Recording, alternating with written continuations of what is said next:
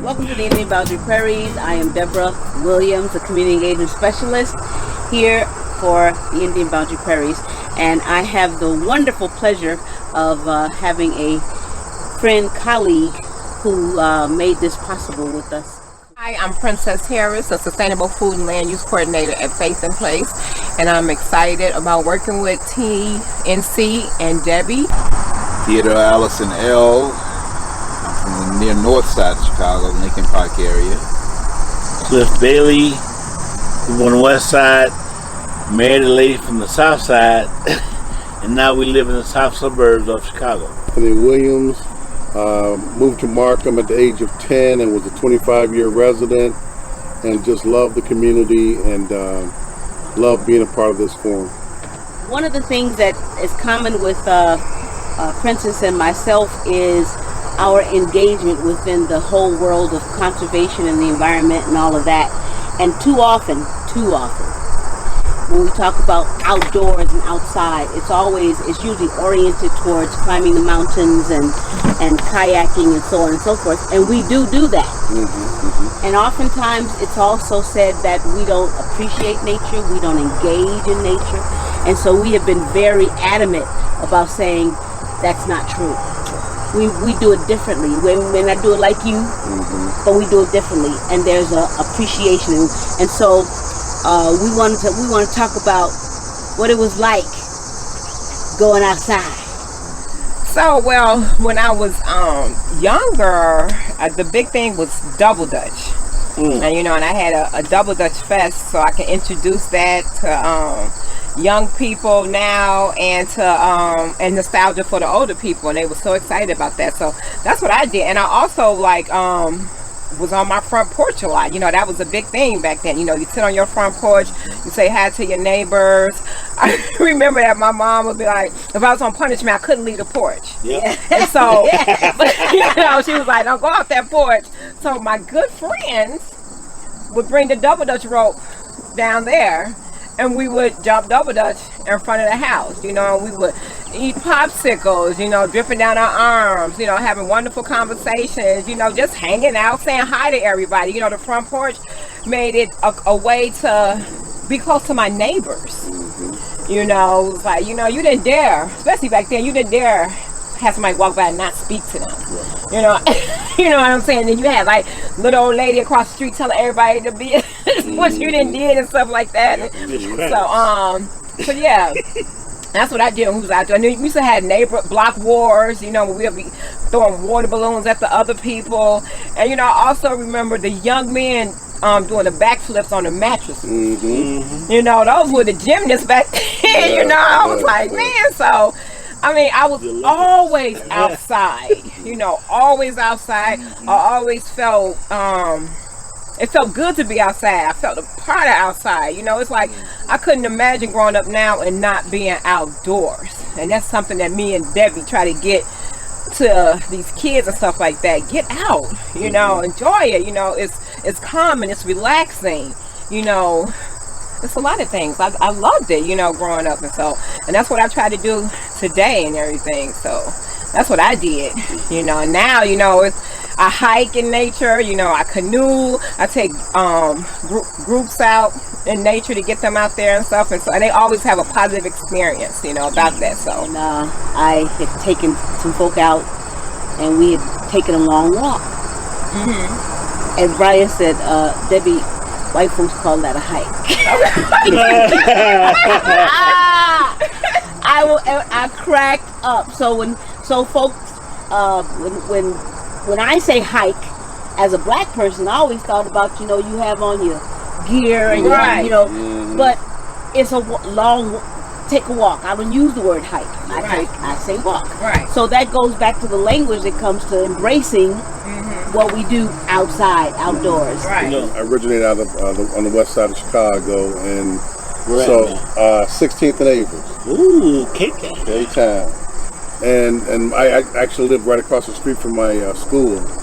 And we were talking about doing flips on the mattresses. One of the things we would do is flip off of the fence onto the sidewalk. Yeah. Ooh. And we used to call them rebobs.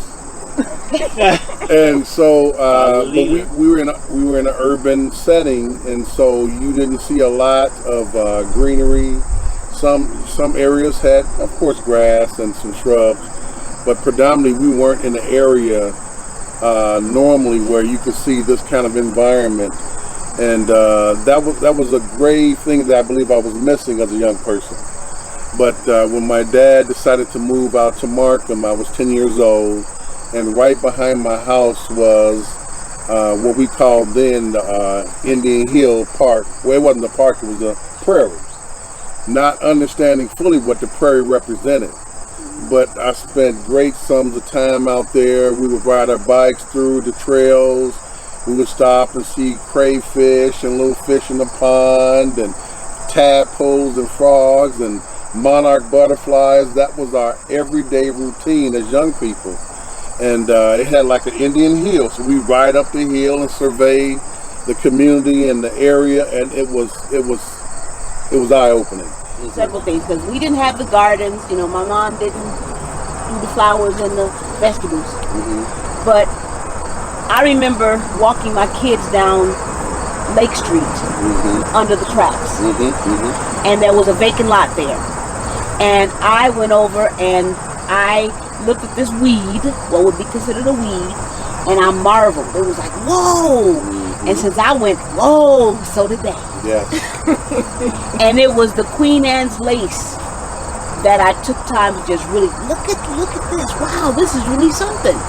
And they too marveled over it. And even though I was not out here, where with prairies and all of that, we had lightning bugs forever. Yes.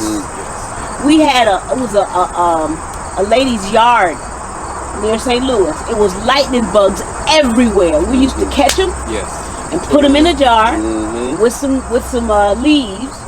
There were the lightning bugs. There were the butterflies. We had bats. Remember we sit on the porch? We had bats and it was like, scared me half to death. But it was like, whoa, and of course listening to the birds and really embracing what I had. And I like to be sure that we talk about what we have and not comparing and contrasting, because too often we know it's like, well, they're deprived. Well, wait a minute, because I don't have a prairie does not mean I'm deprived. New experiences, yes. Embracing the experiences, yes, because I've learned a lot and experienced a lot since I've been doing this since 15, but being connected and hearing the birds in the morning and being enamored with seeing the birds and seeing the insects. And we know that we don't have as many lightning bugs even on the block I grew up on. And understanding why that is, it also opens up another conversation. It was tall weeds, and we go catch grasshoppers and put them in jars. You had the little ones and you had the big ones. Yeah, real big ones. And then we catch lightning bugs, and some guys will take the light off the bugs, and some of the girls put it on their ear. Yeah. We were just creative with what we did, you know. And there was a vacant lot across the street. We used to play football in the dirt and basketball. And when the street lights came on, I'd go in the house, and the rule was, if your parents called you, I didn't hear you, was not acceptable. No, not at all, not at all. That's why I couldn't play catch one, catch all. Because everybody else be 4 blocks down, not me. Close enough to hear. I got to hear my daddy when he come out on the porch. Clifford! I lived all around the north side. Early on, I always tease, I said I didn't live in the projects, I lived at the project. And all my friends lived in the projects off of Larrabee, Clive and Larrabee, North Avenue. They called it, I learned later on in life that it was like it was called an experiment. They called it was a project. That's what we call them, the projects. Right. It was a project. It was we called it also the concrete jungle. Yes. Basically, So our escape from the concrete jungle was going to the different clubhouses, like the boys clubs, the YMCA's and things like that. And but for the most part, you know, we didn't see a lot of nature. You know, we saw a lot of concrete. You know, and but yeah, you know, as I moved into different areas, you know, then, you know, the experience of having a tree in your backyard, you know, you don't see that in the project though, but You have a backyard. right, you know. So, all of our upbringings taught us how to adjust where we was. Yeah. You know, no matter where we were, we would have, you know, our spotty sense would say, "Don't go over there. Those guys over there, we gonna go." Yeah. Our spotty sense would come up, or else if something came to us, we'd be open and just adjust to it. See, when folks start categorizing and start naming things, and the ones that I think about right off the bat when it comes to so much is underserved, underrepresented, So if I take hold of that and I look around me and see what I have, I always think it's not enough. But we didn't do that. We took what we had and we flourished as much as we knew how, and as much as we were even encouraged to flourish. It was like, oh man, we don't have a whole lot of green space. We didn't walk around like that. We just had what we had. We had Garfield Park around the corner with the playground. We had conservatory, but we didn't come out and say, oh my goodness, we don't have this. We didn't do that. It's just really looking at what we had and working with it and flourishing in several different ways. My father wasn't a wealthy man, obviously in the area we lived in, but he was very creative. So, you know, like you said, you know, a lot of times, you know, when, you know, going on a trip was like a big, you know, wow, you know, an adventure. So like, and so he was a fisher.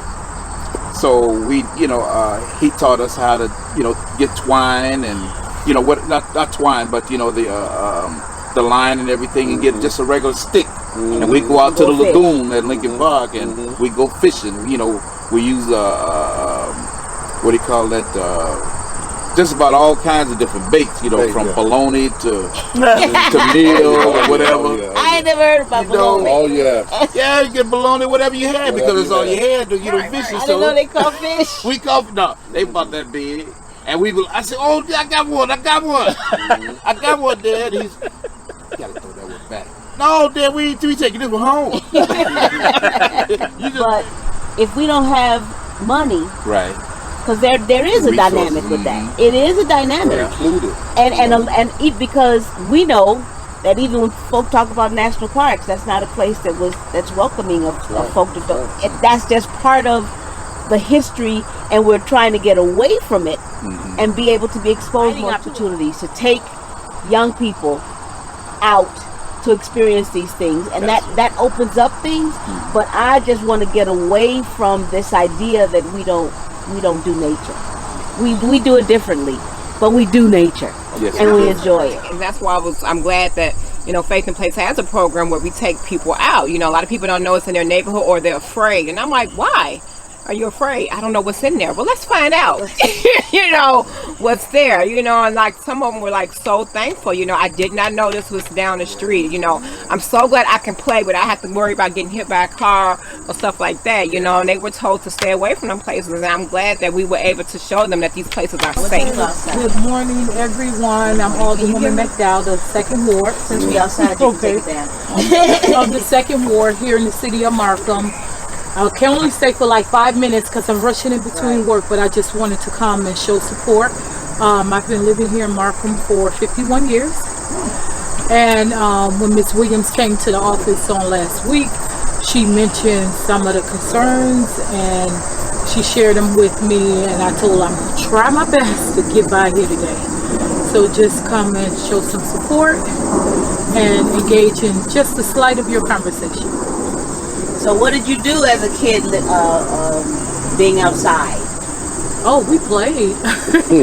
I'm very active. So nature, I can find a piece of grass. I have a gift from God that I'm very artistic. So I can take a piece of grass and just start designing a rock. Any form of nature, I see visions. and I see things. So as a kid, I know that was a gift from God, and I still have it. So those are some of my areas. Like right now, I can pick some of these pieces of grass and just start designing. So I think there's a lot. When you look at nature, there's a lot that you can see. That's another thing about nature. As we're sitting in nature, is we connect. And my mantra of connecting people to people and people to nature is that when we got away from stuff and we got to see one another, we engage with one another in different ways, and then we connected to nature in different ways together out there. When I was with Faith in Place and going on the what you call them now, outings. Nature hikes. It was most outings, whether we were cutting buckthorn or whatever. Yeah, it was great, but being outside and connecting to one another, because that's a common denominator. So I've never been afraid of the pandemic. You know, you always, because it takes me back to when we were little. When we got dirty and all the stuff we exposed ourselves to, it built up our immune system. Yeah, we needed the sun for the. We were out of the sun all the time. Yes. We ate dirt. I mean, dirt don't hurt. Oh, you know, it was a bad thing, but you know, kind of everything has like a silver lining. And I would say that it made me closer to my neighbors, kind of like when I was younger. You know, whereas before I would probably run in the house, you know, coming from work or whatever. This time I would sit out there and I'm like, and they'll say hi to me, and I'm like, hi, you know, and we were talking about things. I mean, I had a real conversation with my neighbors, even speaking across the streets, and them, you know, they starting to come out and sit on the porch because they couldn't go anywhere else, you know, and I'm like, hey, how you doing? Right, exactly, you know, and you know, and my neighbor, she's a plant, you know, she has a garden, so we would talk about the garden, share plants, you know, and just humdrum, have a good time, you know, and so right, so that's why I say it was a good thing about it, you know, it brought it back, slowed me down, you know, yeah. It depends on where you grew up, your family, your experiences, but no matter what, everybody experiences the sun, the clouds, the sky. And I remember going out on my porch and looking up, and I said, you know, the same sun rises everywhere. No matter what the neighborhood is, that same sun is serving that neighbor. No matter what folks say about wherever we are, that same sun is the source. And really being aware of that. And when kids start drawing pictures, you know, they'll draw the sun, you know, they'll draw some birds or whatever. And I think that it really has to do with even seeing what you're seeing. Because so sometimes they, we don't have nothing, because you ain't seeing what you're seeing.